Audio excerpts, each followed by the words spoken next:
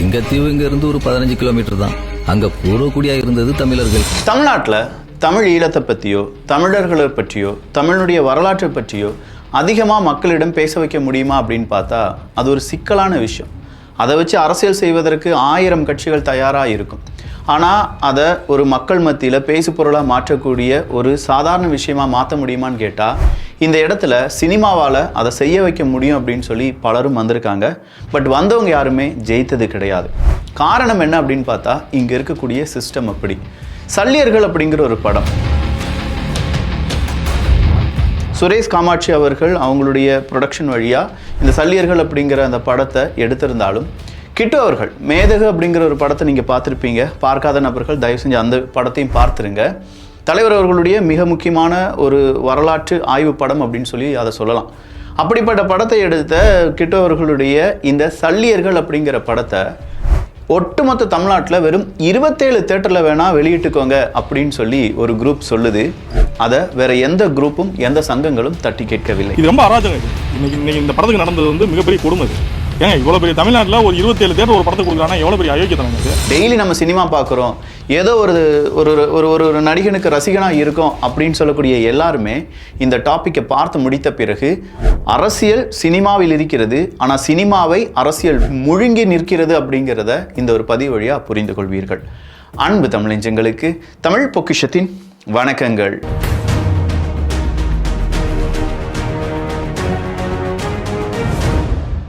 இந்த சல்லியர்கள் திரைப்படத்தில் ஒவ்வொரு காட்சியும் கண்களை குளமாக்குகிறது. பதிவுகள் பதைபதைக்க செய்கின்றன. உரையாடல் உணர்ச்சிகளுடைய உச்சத்திற்கு கொண்டு செல்லுகின்றன. வார்த்தைகள் வலிமை சேர்க்கின்றன. பொதுவா தமிழீழம் சம்பந்தமா எந்த ஒரு பிரச்சனை வந்தாலும் சரி அது அரசியலாக மட்டும்தான் பார்க்கப்படும்.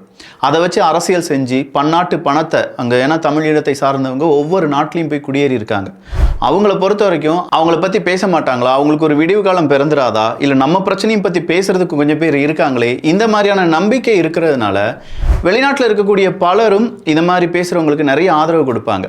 அப்படி ஆதரவு கொடுப்பது மட்டும் இல்லாமல் அதில் ஒரு அரசியல் கட்சி வருது அப்படின்னா கண்டிப்பாக இந்த அரசியல் கட்சியால் நம்ம குழந்தைகளுக்கு, நம்ம தலைமுறையினருக்கு நம்முடைய தமிழ் வரலாறு அப்படிங்கிறது தெரிந்துவிடும் அப்படிங்கிற நம்பிக்கை கூட அவங்களுக்கு இருக்கும். இதுக்காக அவங்க சம்பாதிக்கக்கூடிய அத்தனை பணத்தையும் ஏதோ ஒரு அரசியல் கட்சிக்கோ ஏதோ ஒரு அரசு நிறுவனத்துக்கோ எதுக்கோ அவங்க கொடுக்கறதுக்கு அவங்க தயாராக இருப்பாங்க, நன்கொடையாக கொடுப்பாங்க.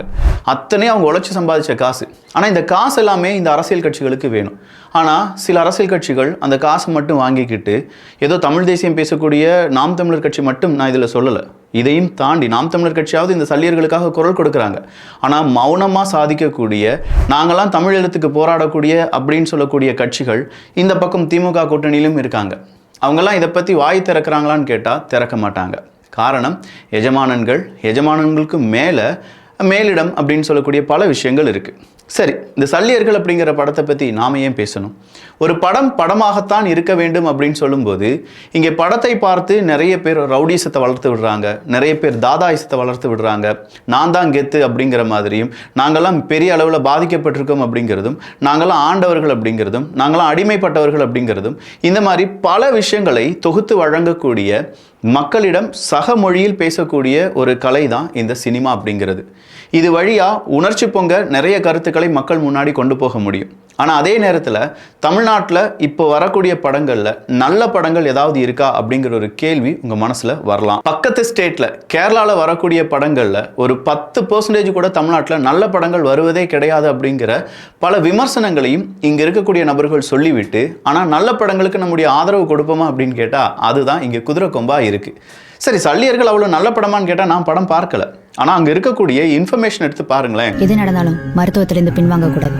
ஒரு உயிரை காப்பாற்ற எந்த எல்லைக்கும் போகணும்.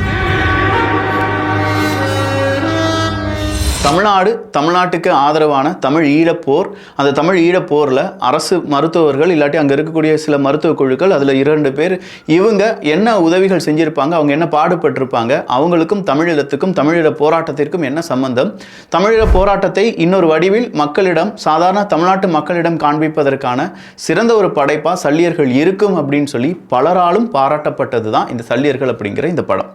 ஸோ இந்த படத்தை 27 தேட்டரில் ஜனவரி 1 ரிலீஸ் ஆகிறதுக்கு எல்லாம் ட்ரை பண்ணுறாங்க. வெறும் 27 தேட்டர் மட்டும் நாங்கள் இதை வெளியிடுகிறோம் அப்படின்னு சொல்கிறாங்க.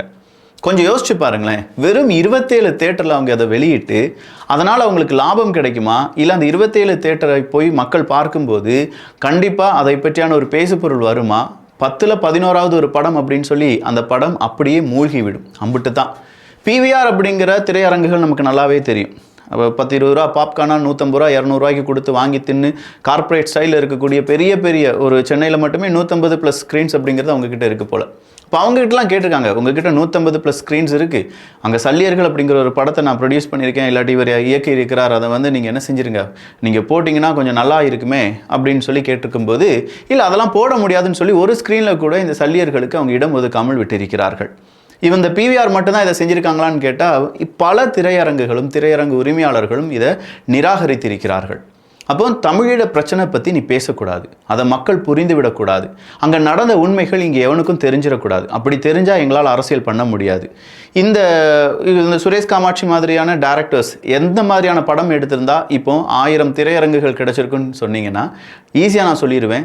திராவிட தீ பரவட்டும் அப்படின்னு சொல்லி இந்த பராசக்திங்கிற பேர்லையோ, கருணாநிதி கலைஞர் அப்படின்னு சொல்கிற பேர்லையோ, இல்லாட்டி அடுத்ததாக அறிவாலயம் அப்படிங்கிற பேர்லையோ, இல்லை இன்னும் போய் ரெட் ஜெயண்ட் மூவிஸ்க்கு ப்ரொடக்ஷன்லையோ, இல்லாட்டி வேறு ஏதாவது மாதிரி இந்த திராவிடம் சார்ந்து இருக்கக்கூடிய கொள்கையில் நீங்கள் ஒரு படத்தை எடுத்தீங்கன்னா கண்டிப்பாக அந்த படத்துக்கு 1000 திரையரங்குகள் டக்குன்னு கிடைக்கும். திரையரங்குகள் கிடைக்கலன்னா என்ன, இன்னும் டெம்பரரியாக திரையரங்குகள் கூட போட்டு ஓட்ட வச்சுருவாங்கன்னு வச்சுக்கோங்களேன். பட் இந்த இடத்துல அப்படியே நம்ம தமிழ்னு சொல்லி போட்டுட்டோன்னு வச்சுக்கோங்க, திராவிடம் பேசக்கூடிய அளவுக்கு தமிழ் அப்படிங்கிறத நம்ம பேசிட்டோம்னா இந்த தமிழுக்கு வரக்கூடிய எதிர்ப்பும் அதற்கு வரக்கூடிய விமர்சனங்களும் அதை வரவே விடாமல் தடுக்கக்கூடிய தடுப்பு சக்திகளும் எண்ணில் அடங்காதவை. இதை சுரேஷ் காமாட்சி அவர்கள் ரொம்ப வெளிப்படையாகவே அவருடைய ட்விட்டர் பக்கத்தில் சொல்கிறார். OTT+ அப்படிங்கிற ஒரு OTT தளத்தில் நம்முடைய திரைப்படம் வருகிறது, நீங்கள் அதை பார்த்துக்கோங்க அப்படின்னு சொல்கிறார். ஆனால் அதையும் தாண்டி ஒரு தயாரிப்பாளராக இன்னைக்கு நான் முடக்கப்படுகிறேன், நாளைக்கு இதே மாதிரி எத்தனை தயாரிப்பாளர்கள் முடக்கப்படுவார்கள் அப்படிங்கிறது எனக்கு தெரியாது, நாளைக்கு நீங்களாக கூட இருக்கலாம். இங்கே இருக்கக்கூடிய இயக்கங்கள் என்ன செய்கிறது அப்படின்னு சொல்கிற ஒரு கேள்வியே கேட்குறார். இல்லை இது குட்டி படம், சின்ன படம், இது ஓடாது. இங்கே ஏதாவது ஒரு இந்த படம் ப்ரிவியூ ஷோஸுக்கோ இல்லாட்டி அவார்ட்ஸ் ஃபங்க்ஷன்ஸ்க்கெலாம் போயிருக்கீங்களா? அங்கே போடக்கூடிய படத்தை பார்த்துருக்கீங்களா? பட்ஜெட்லாம் 5 கோடி 10 கோடி 50 கோடிலாம் இருக்காது, பல லட்சங்களாக மட்டும்தான் இருக்கும். ஏன் சில ஆயிரங்களில் கூட படம் எடுத்து அந்த படத்தை பார்க்கக்கூடிய நபர்கள் தேம்பி அழக்கூடிய அளவுக்கு சில படங்கள் இருக்கின்றன. நார்மல் கேமராவில் மொபைல் கேமராவில் எடுத்த படம் கூட இங்கே பல சாதனைகளை புரிந்திருக்கிறது. ஸோ படத்தை பட்ஜெட்டை வச்சோ அதில் நடித்த நடிகர்களை வைத்தோ இங்கே யாரும் எடை போடக்கூடாது. அந்த படம் சொல்லக்கூடிய கரு, அந்த கருவை அவங்க எப்படி கதையாக மாற்றியிருக்கிறார்கள், அந்த கதைக்குள்ள எவ்வளவு உண்மை சம்பவங்கள் சொல்லப்பட்டிருக்கின்றன, அந்த உண்மை சம்பவங்கள் எவ்வளவு தத்ரூபமாக எடுக்கப்பட்டிருக்கின்றன, இது எல்லாமே இங்கே இருக்கக்கூடிய நபர்கள் உணர வேண்டும் என்றால் சின்ன படம் பெரிய படம் அப்படிங்கிறத திரையரங்குகள் பார்க்கக்கூடாது. ஒரு நாள் ஓட்டி பார்த்துட்டு மக்கள் வரலையா, 2வது நாள் தூக்கிடும், ஒன்றும் பிரச்சனை கிடையாது. ஆனால் இது ஓடவே ஓடாது அப்படின்னு சொல்லி அதை ஜோசியம் மாதிரியே பார்த்து இந்த படத்தெல்லாம் நாங்கள் எடுக்க மாட்டோம், அப்படி எடுத்தால் எங்களுக்கு பல இழப்புகள் வரும் அப்படின்னு சொல்லக்கூடிய இந்த திரையரங்குகள் இன்னைக்கு வேற எந்த படத்தை ரிலீஸ் பண்ணியிருக்கீங்க அப்படிங்கிற கேள்வியை நாம் ஈஸியாக கேட்டுடலாம். ஜனவரி 1ஆம் தேதி வேற எந்த பெரிய படம் ரிலீஸ் ஆனது? ஸோ பெருசாக எந்த படமும் ரிலீஸ் ஆகலை. தமிழ் தேசியத்தை பற்றியும் தமிழர்களை பற்றியும், தமிழ் தேசியத்தை கூட விட்டுருங்களேன், அங்கே ஈழத்தில் நடந்த சில விஷயங்கள், அதை சம்பந்தப்பட்ட சில கருக்களை மையமாக வைத்து ஒரு படம் எடுப்பதே இங்கே ரொம்ப கஷ்டம். ஏன்னா அதுக்கு 1008 ரெஸ்ட்ரிக்ஷன்ஸ் கொடுத்துருவாங்க, பல இடங்கள்லேருந்து பல பிரச்சனைகள் வரும். அதையும் தாண்டி இங்கே அந்த படத்தை எடுத்து அந்த படத்தை மக்கள் முன்னாடி காண்பிக்க முடியவில்லை அப்படிங்கிற ஒரு சிச்சுவேஷன் வரும்போது நாளைக்கு எந்த ப்ரொடியூசர் இதே மாதிரி ஈழம் சம்பந்தமான ஒரு பிரச்சனையை கதையாகவோ வரலாற்று புத்தகமாகவோ எழுதுவார்கள்? தடுக்கிறதுக்கு 1000 சக்திகள் இருக்குது, சப்போர்ட் பண்ணுறதுக்கு 1-2 நபர்கள் தானே இருக்காங்க. அந்த 1-2 நபர்களையும் காசு கொடுத்து வாங்கிடலாமா, திராவிடத்தை பற்றி பேச வச்சிடலாமா அப்படின்னு தான் நினைக்கிறாங்களே தவிர உண்மையாக தமிழர்கள் தமிழ் சார்ந்து இருக்கக்கூடிய வரலாறு, அந்த பொக்கிஷங்களை பாதுகாப்பது, அதை மக்களிடம் சொல்லுவது அப்படிங்கிறதெல்லாம் இன்றைக்கி பெரிய விஷயம். ஏகப்பட்ட ப்ரெஷர் வரும். அதியமான் வளைவு அப்படிங்கிற வளைவை பெரியார் வளைவு அப்படின்னு சொல்லி மாற்ற முடிந்தது. ஆனால் ஏதோ சில நபர்கள், சில கட்சிகள், இப்போ நாம் தமிழர் கட்சி உட்பட சில கட்சிகளும் சில அமைப்புகளும் 1-2 யூடியூபர்ஸ் இந்த அதியமான் வளைவுனா என்ன, யார் இந்த அதியமான் அப்படிலாம் சொல்லி ஒரு வீடியோலாம் போடும்போது மறுபடி இல்லை பரவாயில்ல அந்த வளைவுக்கு மறுபடியும் அதியமான் வளைவுனே இருக்கட்டும்னு சொல்லி பேர் மாற்றம் செய்யப்படுகிறது. அப்போ நம்முடைய வரலாறை கூட நாம் இங்கே என்ன செய்ய வேண்டியதாக இருக்குன்னா போராடி காப்பாற்றி அடுத்த தலைமுறைக்கு கடத்த வேண்டியதாக இருக்கிறது. தமிழர்கள் வீரம் சொரிந்தவர்கள் அப்படின்னு சொன்னால் சொரிந்தவர்களா, அப்போ என்ன சொரிஞ்சிக்கிட்டே இருப்பீங்களா அப்படின்னு சொல்லி நக்கலாக கேட்குறாங்க. உங்களுக்கு இந்த வீரம் செறிந்தவர்கள்னா அதுக்கு அர்த்தம் புரியலை, உவமைனா என்னன்னு தெரியலை, ஔவையார் யாருன்னு தெரியல, பாரதியார் அவர் யாருன்னே தெரியாமல் சில கஞ்சா குடிக்கிகள் அவரை கஞ்சா குடிக்கிகள்னு சொல்லிட்டு இருக்காங்க. இங்கே இருக்கக்கூடிய பல முக்கியமான தலைவர்கள் ஏபிஜே அப்துல் கலாம் ஐயா அவர்களை கேவலப்படுத்துகிறாங்க, காமராஜர் அவர்களை அவருடைய கேரக்டர் அசாசினேட் பண்ணுறாங்க, மேதகு அப்படிங்கிற ஒரு படத்தை எடுத்தால் அவரை தீவிரவாதின்னு சொல்லணும்னு சொல்கிறாங்க. இப்படின்னு சொல்கிற பல விஷயங்களில் தமிழர்கள், தமிழ்நாட்டு வரலாறு, தமிழர்களுடைய உண்மையான வரலாறு இங்கே மறைக்கப்படுகிறது. அப்போ யாருடைய வரலாறு உயர்த்தி பேசப்படுகிறது அப்படின்னு கேட்டால் நான் முதலே சொல்கிற மாதிரி தான், இது தமிழர்களுடைய மண் கிடையாது, இது திராவிட மண் அப்படின்னு சொல்லி நீங்கள் ஒரு படம் எடுக்கிறீங்க. அந்த படம் கண்டிப்பாக ஓடுதோ ஓடலையோ காசு கொடுத்து அவனுடைய ஊழல் பணத்தை வச்சு ஓட வச்சுருவாங்க. இந்த இடத்துல இருக்கக்கூடிய சிக்கல் என்னென்னா, இங்கே திராவிடம் பேசப்படும் போது தமிழ் அழிந்து விடும் அப்படின்னு சொல்லி அவங்க நினச்சிட்டு இருக்காங்க. பட் அவங்களுக்கு ஒரு உண்மை புரியலை, திராவிடம் பேச பேச பேச தமிழ் பற்றாளர்களுடைய எண்ணிக்கை அதிகமாயிட்டே இருக்குது. தமிழ் வரலாறை தேடி படிக்க வேண்டும் அப்படிங்கிற யங்ஸ்டர்ஸினுடைய அந்த வேட்கை இன்னும் பல மடங்கு உயரும் அப்படிங்கிறது அவங்களுக்கு புரிஞ்சிக்கிடாத ஒரு புதிராக இருக்கிறது. ஒரு இடத்துல நீங்கள் ஒடுக்கி ஒடுக்கி ஒடுக்கி ஒரு சமுதாயத்தை வச்சுட்டே இருந்தீங்கன்னு வச்சுக்கோங்களேன், ஒரு நாள் இல்லாட்டி ஒரு நாள் அந்த சமுதாயம் வீரமிக்க ஒரு பெரிய ஒரு கிளர்ச்சி அப்படிங்கிறது உருவாகும். அந்த கிளர்ச்சியால் ஏற்படக்கூடிய புரட்சி கண்டிப்பாக இவ்வளோ நாள் சப்ரஸ் செஞ்சு வச்சுருப்பாங்க பாருங்கள், அந்த சக்தியை அவங்க காலுக்கடியில் போட்டு நசுக்கி தள்ளிடும். அந்த நிலைமையில தான் இப்போ தமிழர்கள், தமிழ் சார்ந்திருக்கக்கூடிய விஷயங்கள் எல்லாமே பேசப்பட்டு வருகின்றன. ஒன்றுமே கிடையாதுங்க. தமிழர்கள் இந்த மாதிரியான செய்யுளில், இந்த மாதிரியான கலை இலக்கியங்களில், இந்த மாதிரியான பக்தி இலக்கியங்களில் இதெல்லாம் சொல்லிட்டு போயிருக்காங்க அப்படின்னு சொல்லி ஒரு விஷயத்தை தூக்கி நம்ம இங்கே சொன்னாலே, நீ இப்போ இருக்கக்கூடிய அரசியலுக்கு எதிராக பேசுகிற, இப்போ இருக்கக்கூடிய சயின்ஸுக்கு எதிராக பேசுகிற அப்படின்னு சொல்லி இதில் இருக்கக்கூடிய உண்மையை அப்படியே மடைமாற்றம் செய்து விடுவார்கள். முட்டாள்தனமாக இதை யாரையும் நம்ப வேண்டாம். இங்கே இருக்கக்கூடிய நபர்கள் அடுத்த கட்டமாக இவங்க பேசுறது என்ன, அதில் ஏதாவது உண்மை இருக்கா அப்படிங்கிறது கூட கண்டுக்கிடாமல் தமிழன் சொல்லிட்டான்னு சொல்லிட்டியா, அப்போ அவ்வளோதான் நீ ஒரு முட்டாள் அப்படின்னு சொல்லி அதுக்கு ஒரு முத்திரை குத்துவதற்கு தயாராக ஒரு கூட்டம் இருக்கிறது. ஏன்னா தமிழர்கள், தமிழ் சார்ந்திருக்கக்கூடிய அறிஞர்களுடைய வாழ்க்கை வெளியில் வர வர வர இந்த பக்கம் கட்டமைத்திருக்கக்கூடிய பிம்பங்கள் எல்லாமே சுக்குநூறாக ஒடிந்துவிடும், மறைந்துவிடும். ஏன்னா இவனுங்க கட்டமைக்கப்பட்ட பிம்பம். இந்த பக்கம் தமிழர்களுடைய பிம்பம் அப்படிங்கிறது இவ்வளோ நாளாகியும் அழிக்க முடியாத பிம்பமாக இருக்கின்றன. எந்த பிம்பம் உடனடியாக நொறுங்கிவிடும், கொஞ்சம் கொஞ்சமாக கட்டமைக்கப்பட்ட பிம்பம் உடைந்து சுக்குநூறாகிவிடும்.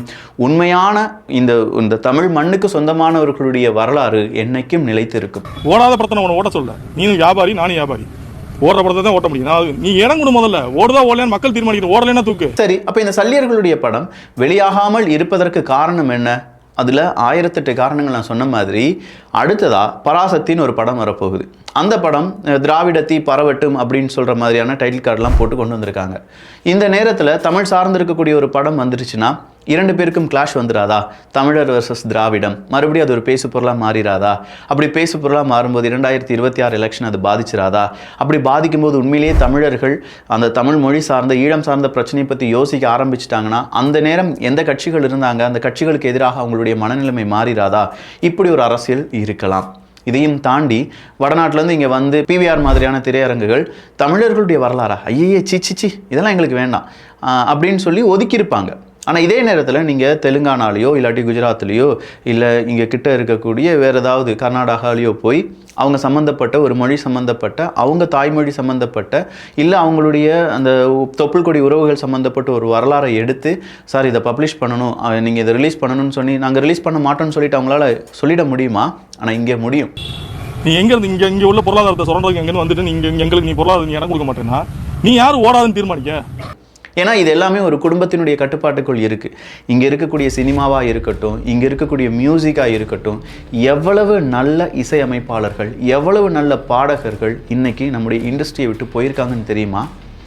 அத்தனை பேரையும் நசுக்கப்பட்டிருக்கிறார்கள். அத்தனை நபர்களுடைய திறமையும் இங்கே உதாசீனப்படுத்தப்பட்டிருக்கிறது. அத்தனை பேரையும் அழித்தொழித்து சில குடும்பங்கள் மட்டும் முன்னேறி வருகிறார்கள்.